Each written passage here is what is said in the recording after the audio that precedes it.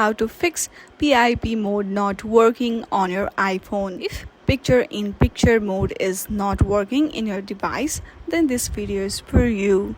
To solve it, first of all, go through your settings in your device.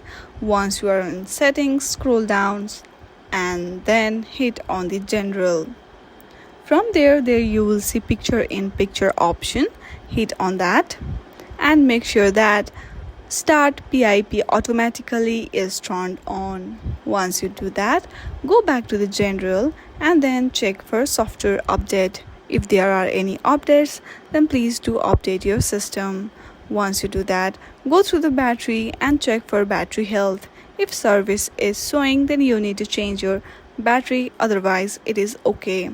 Now again go through the general and hit on the transfer or reset iPhone and hit on the reset and do reset all settings.